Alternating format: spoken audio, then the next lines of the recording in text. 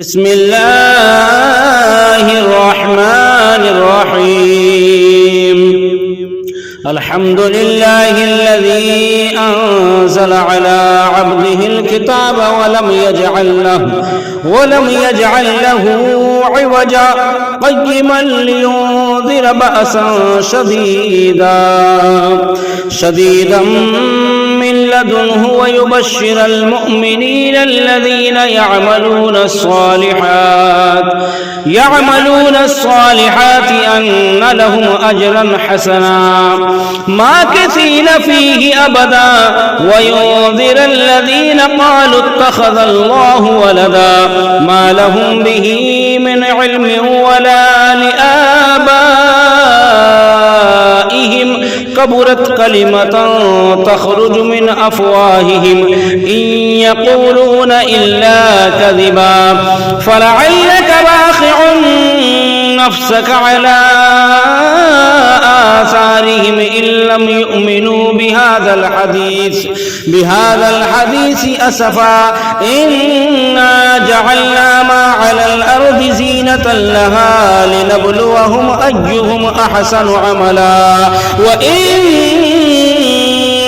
لجاعلون ما عليها سعيدا جرزا أم حسبت أن أصحاب الكهف والرقيم كانوا من آياتنا عجبا إذ أوى الفتية إلى الكهف فقالوا ربنا آتنا من لدنك رحمة وهيئ لنا من أمرنا رشدا فضربنا على آذانهم في الكهف سنين عددا ثم بعثناهم لنعلم أي الحزبين أحصى لما لبثوا أمدا نحن نقص عليك نبأهم بالحق إنهم فتية آمنوا بربهم وزدناهم هدى وربطنا على قلوبهم إذ قاموا فقالوا ربنا رب السماوات والأرض لن ندعو من دونه إلها لقد قلنا إذا شططا هؤلاء قوم اتخذوا من دونه آلهة لولا يأتون عليهم بسلطان بين فمن أظلم ممن افترى على الله كذبا وإذ اعتزلتموهم وما يعبدون إلا الله فأووا إلى الكهف ينشر لكم ربكم من رحمته ويهيئ لكم من أمركم مرفقا وترى الشمس إذا طلعت تزاور عن كهفهم ذات اليمين وإذا غربت تقرضهم ذات الشمال وهم في فجوة منه ذلك من آيات الله من يهد الله فهو المهتد ومن يضلل فلن تجد له وليا مرشدا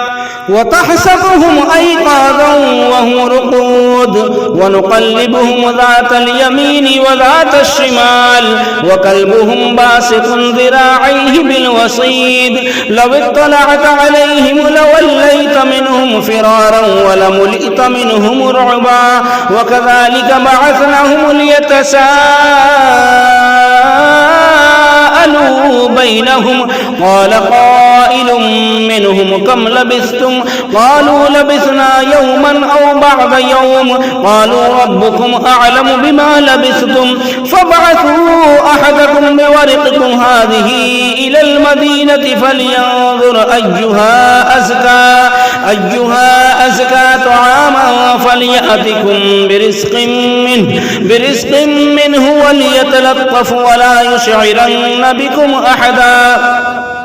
إنهم إن يظهروا عليكم يرجموكم أو يعيدوكم في ملتهم ولن تفلحوا إذا أبدا وكذلك أعثرنا عليهم ليعلموا أن وعد الله الله حق وأن الساعة لا ريب فيها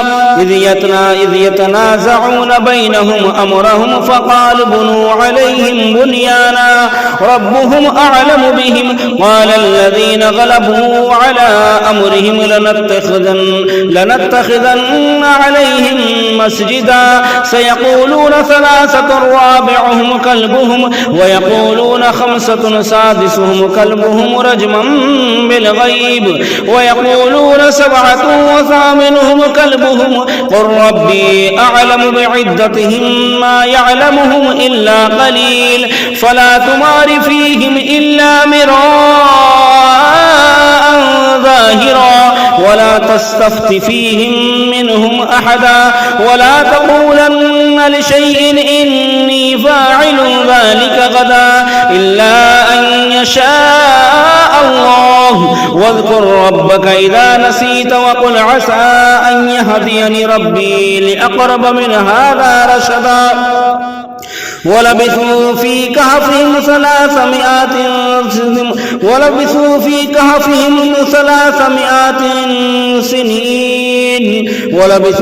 كهفهم 300 سنين وازدادوا 9 قل الله أعلم بما لبثوا له غيب السماوات والأرض أبصر به وأسمع ما لهم من دونه من ولي ولا يشرك في حكمه أحدا واتل ما أوحي إليك من كتاب ربك لا مبدل لكلماته ولن تجد من دونه ملتحدا واصبر نفسك مع الذين يدعون ربهم بالغداة والعشي يريدون وجهه ولا تعد عيناك عنهم تريد زينة الحياة الدنيا ولا تطع من أغفلنا قلبه عن ذكرنا واتبع هواه وكان أمره فرطا وقل الحق من ربكم فمن شاء فليؤمن ومن شاء فليكفر إنا أعتدنا للظالمين نارا أحاط بهم سرادقها وإن يستغيثوا يغاثوا بماء كالمهل يشوي الوجوه بئس الشراب وساءت مرتفقا إن الذين آمنوا وعملوا الصالحات إنا لا نضيع أجر من أحسن عملا أولئك لهم جنات عدن تجري من تحتهم الأنهار يحلون فيها من أساور من ذهب ويلبسون ثيابا خضرا من سندس واستبرق متكئين فيها على الأرائك نعم الثواب وحسنت مرتفقا واضرب لهم مثل الرجلين جعلنا لأحدهما جنتين من أعناب وحففناهما بنخل وجعلنا بينهما زرعا كلتا الجنتين آتت أكلها ولم تظلم منه شيئا وفجرنا خلالهما نهرا وكان له ثمر فقال لصاحبه وهو يحاوره أنا أكثر منك مالا وأعز نفرا ودخل جنته وهو ظالم لنفسه قال ما أظن أن تبيد هذه أبدا وما أظن الساعة قائمة ولئن رددت إلى ربي لأجدن خيرا منها منقلبا قال له صاحبه وهو يحاوره أكفرت بالذي خلقك من تراب ثم من نطفة ثم سواك رجلا لكنه هو الله ربي ولا أشرك بربي أحدا ولولا إذ دخلت جنتك قلت ما شاء الله لا قوة إلا بالله إن ترني ليتنا أقل منك مالا وولدا فعسى ربي أن يؤتيني خيرا من جنتك ويرسل عليها حسبانا من السماء فتصبح صعيدا زلقا أو يصبح ماؤها غورا فلن تستطيع له طلبا وأحيط بثمره فأصبح يقلب كفيه على ما أنفق فيها وهي خاوية على عروشها ويقول يا ليتني لم أشرك بربي أحدا ولم تكن له فئة ينصرونه من دون الله وما كان منتصرا هنالك الولاية لله الحق هو خير ثوابا وخير عقبا واضرب لهم مثل الحياة الدنيا كماء إن أنزلناه من السماء فاختلط به نبات الأرض فأصبح هشيما تذروه الرياح وكان الله على كل شيء مقتدرا المال والبنون زينة الحياة الدنيا والباقيات الصالحات خير عند ربك ثوابا وخير أملا ويوم نسجل الجبال وترى الأرض بارزة وحشرناهم فلم نغادر منهم أحدا وعرضوا على ربك صفا لقد جئتمونا كما خلقناكم أول مرة بل زعمتم أن لن نجعل لكم موعدا ووضع الكتاب فترى المجرمين مشفقين مما فيه ويقولون يا ويلتنا ما لهذا الكتاب لا يغادر صغيرة ولا كبيرة إلا أحصاها ووجدوا ما عملوا حاضرا ولا يظلم ربك أحدا وإذ قلنا للملائكة اسجدوا لآدم فسجدوا إلا إبليس كان من الجن ففسق عن أمر ربه أفتتخذونه وذريته أولياء من دوني وهم لكم عدو بئس للظالمين بدلا ما أشهدتهم خلق السماوات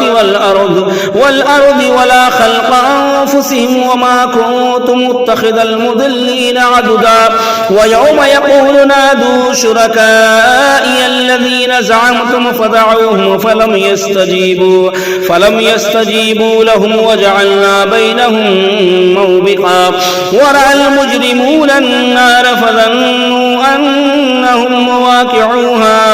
مواقعوها ولم يجدوا عنها مصرفا ولقد صرفنا في هذا القرآن للناس من كل مثل وكان الإنسان أكثر شيء جدلا وما منع الناس أن يؤمنوا إذ جاءهم الهدى ويستغفروا ربهم إلا أن تأتيهم سنة الأولين أو يأتيهم العذاب قبلا وما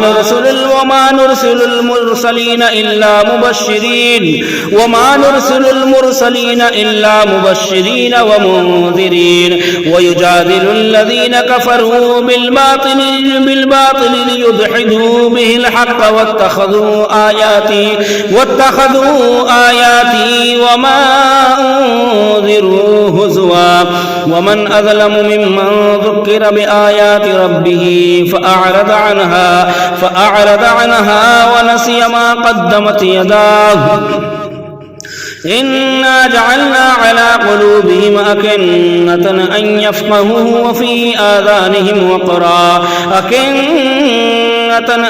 يفقهوه وفي آذانهم وقرا وإن تدعهم إلى الهدى فلن يهتدوا إذا أبدا وربك الغفور ذو الرحمة لو يؤاخذهم بما كسبوا لعجل لهم العذاب بل لهم موعد لن يجدوا من دونه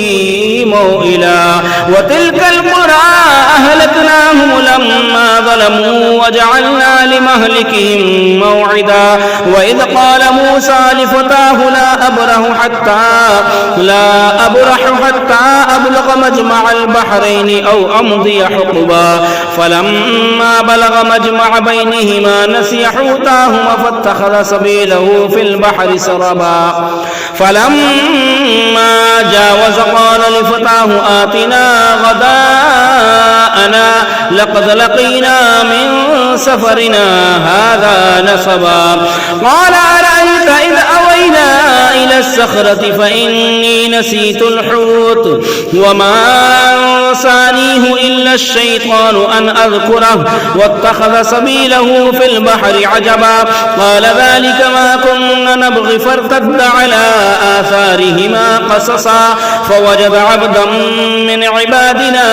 آتيناه رحمة من عندنا وعلمناه من لدنا علما قال له موسى هل أتبعك على أن تعلمني مما علمت رشدا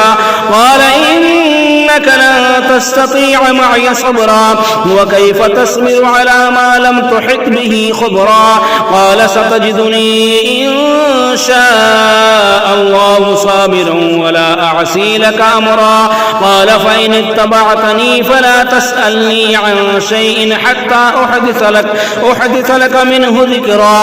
فانطلقا حتى إذا ركب في السفينة خرقها قال أخرقتها لتغرق أهلها لقد جئت شيئا إمرا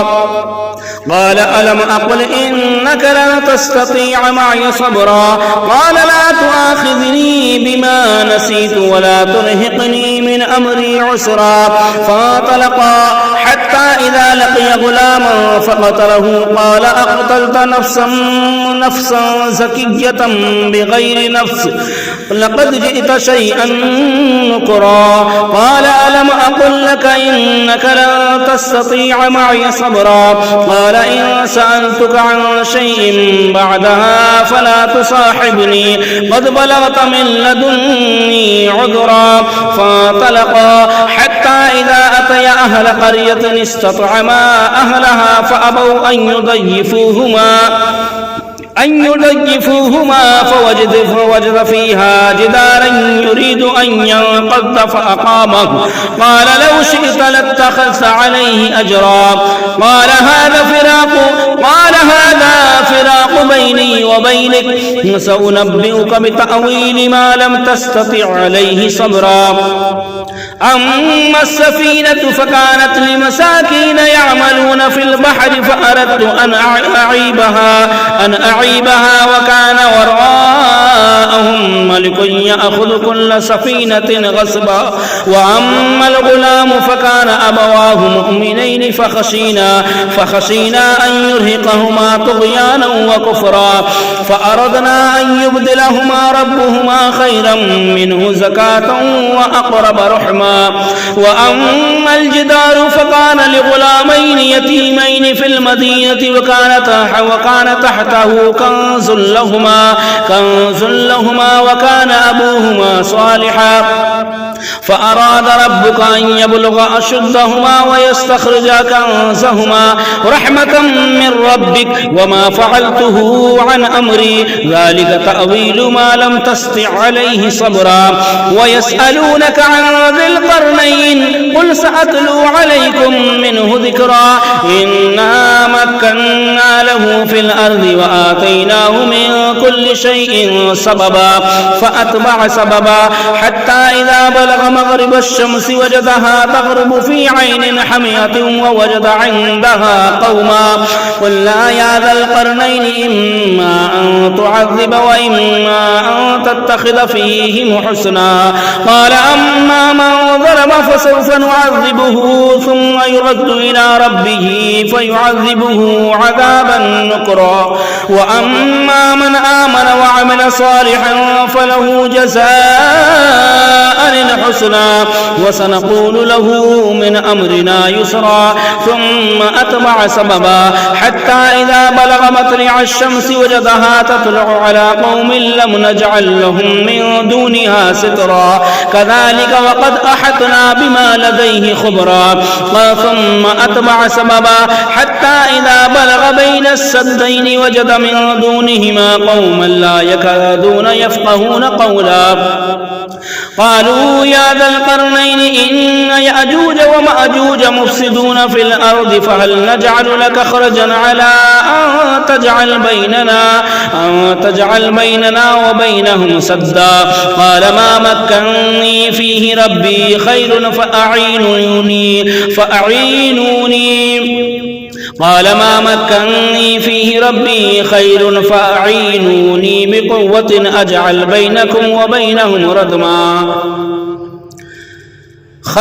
فأعينوني بقوة أجعل بينكم وبينهم ردما آتوني زبر الحديد حتى إذا ساوى بين الصدفين قال انفخوا حتى إذا جعله نارا قال آتوني أفرغ عليه قطرا فما استطاعوا أن يظهروه وما استطاعوا له نقبا قال هذا رحمة من ربي فإذا جاء وعد ربي جعله دكا وكان وعد ربي حقا وتركنا بعضهم يومئذ يموج في بعض ونفخ في الصور فجمعناهم جمعا وعرضنا جهنم يومئذ للكافرين عرضا الذين كانت أعينهم في غطاء عن ذكري وكانوا لا يستطيعون سمعا أفحسب الذين كفروا أن يتخذوا عبادي من دوني أولياء إنا أعتدنا جهنم للكافرين نزلا قل هل ننبئكم بالأخسرين أعمالا الذين ضل سعيهم في الحياة الدنيا وهم يحسبون أنهم يحسنون صنعا أولئك الذين كفروا بآيات ربهم ولقائه فحبطت أعمالهم فلا نقيم لهم يوم القيامة وزنا ذلك جزاؤهم جهنم بما كفروا واتخذوا آياتي ورسلي هزوا إن الذين آمنوا وعملوا الصالحات كانت لهم جنات الفردوس نزلا خالدين فيها لا يبغون عنها حولا قل لو كان البحر مدادا لكلمات ربي لنفد البحر قبل أن تنفد كلمات ربي ولو جئنا بمثله مددا قل إنما أنا بشر مثلكم يوحى إلي أنما إلهكم إله واحد فمن كان يرجو لقاء ربه فليعمل عملا صالحا ولا يشرك بعبادة ربه أحدا صدق الله العظيم.